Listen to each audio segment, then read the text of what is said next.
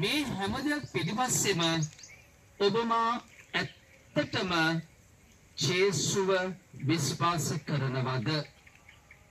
නැත්නම් තව කෙනෙක් නිසාද මම මේ ගමන යන්නේ? එහෙම නැත්නම් අනිත් අය මොනවා හරි මං ගැන හිතාවි කියලාද මම මේ ගමන යන්නේ? පොඩ කල්පනා කරලා බලන්න. ප්‍රේමන්තේනි මට මතකයි මම එක්තරා දේශනා කරන්න ගිය දේවස්ථානයකදී මම ධර්ම වික දේශනා කරන්න ගිහලා ගෙවල් වලට බැහැ ඔබේ නිවෙස් වලට මම ආව ඔබට මතකයිද ධර්ම වික දේශනා කරන්න කාලේදී ඒ වගේ ගෙදරකට ගියාම ඒ ගෙදර උදවිය මා සම්බෝම කුල්පග වුණා. මේ වෙලාවේදී ඒ ගෙදර අම්මා මාත් එක්ක කොච්චර මේ සමීප සම්බන්ධතාවය ඇති වුණාද කියනවනම් ෆාදර් මම හොඳ වැඩක් කරලා අල්ලපු ගෙදරේ කාට. දැන් මේ අමතකයි දැන් මේ ෆාදර් කෙනෙක්ගෙන් කතා කරලා මේ මොනවටද ආවේ කියන එක අමතක වෙලා.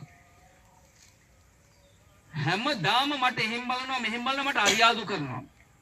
ඒ නිසා මම ගියා අහවල් දේවාලෙට ගිහිල්ලා ෆාදර් මම කොණ්ඩෙන් ගොම ගෑවා.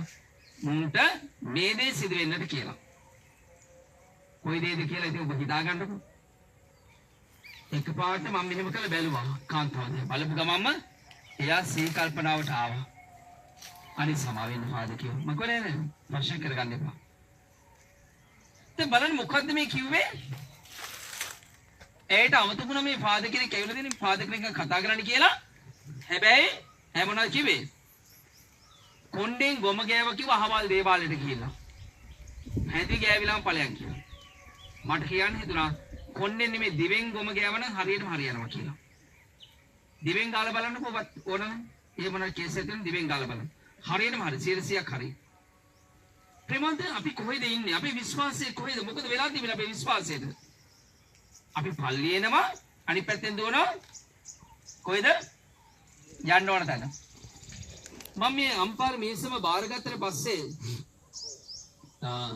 පියතුමාලා දෙන්නෙක් විතර අනේ ෆාදර් කොහොම හරි ඇවිල්ලා මගේ පල්ලිය දේශනා කරලා දෙන්නකෝ කියලා බේරෙන්න බැරිව බල කරන නිසා මගේ මිතුරු දෙන්නෙක් විතර වගේ මට සිද්ධ වුණා යන්නට. මොකද මම කලින් බාරගත්තේවා මම මගහරින්න බැරුවට බාරගන්න බැරුව ගියා. මෙන්න ස්වාමී කෙනෙක් යවන්න බැල නෑ ඔබ වහන්සේම එන්න ඕන කියලා.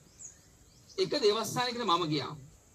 ඒ දේවස්ථානයේ පවුල් 300 ගාණක් තිබෙනවා.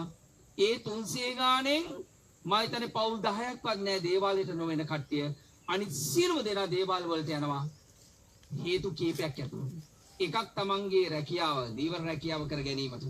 දීවරය කිව්වා අපිට තෙන්නේ ජේසුස් කොච්චර ආදරය කරන ජනතාවක්ද. හැබැයි මාළු අල්ලා ගැනීමට දේවාලෙට ගිහිල්ලා එක එක පුද පූජා කරලා පුද පඬු දීලා එනවා. ඒත් මාළුව හොවෙන්නේ නැහැ.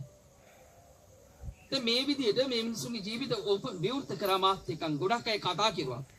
මම කිව්වා ඔබ කැමති නම් හෙට ඉඳලා ඔබට මාළුව අහු වෙනවට මුළු ගමටම ස්පීකර් දාලා තිබෙන මම කිව්වා සියලුම දෙනා හෙට කිසිම තැනක යන්නට බෑ.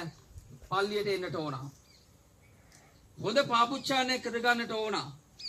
ඊට පස්සේ අපි සබ්සාද වහන්සේ වඩම්මලා මෙහෙයක් කරලා ඊට පස්සේ දිව්‍ය පූජාව තියලා දිව්‍ය සබ්සාද වහන්සේ ලබන්න දුන්නා. මම කිව්වා හෙට ගිහිල්ලා මාළු ටික අල්ලන්න කියලා බලන්න. පහුවෙන්දා ඇවිල්ලා ලක්ෂ ගණනින් මාළු අහුණයි කියලා වෙලා මේ මිනිස්සු එයාගේ අත්දැකීම් බෙදාගත්තා.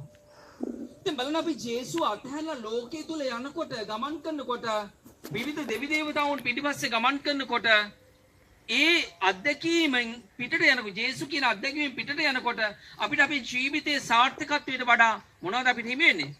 අසාර්ථකත්වයන්. යක්ෂයාට දොළපිදෙන්නේ දීලා එක දවසක් දෙන්න බැරි වුණ දේ කතාවට කියනවා ඌ බෙල්ල කඩලා ලේ වුණාය කියලා. එහෙනම් නපුරා සාතන් පාපේට ඔබ නතු වෙලා ඔබ දෙවියන්ගෙන් ඈත් වෙන මොහොතේදී ඔබේ ජීවිතය තුළ මගේ ජීවිතය තුළ ඒ විශ්වාසය පළුදු වෙනවා. එහෙනම් අද අම්මේ තාත්තේ කිතුණු අපි පල්ලියන ජනතාවක් ඒක ඇත්ත. ජාඥා කරන ජනතාවක් ඒක ඇත්ත. සුදු ජපමාලේ උච්චාරණය කරන ජනතාවක් ඒක ඇත්ත. හැබැයි ඔබ මම ජේසු තුළ විශ්වාසයක් නැතිව නම් මේ කිතුණු ගමන යන්නේ.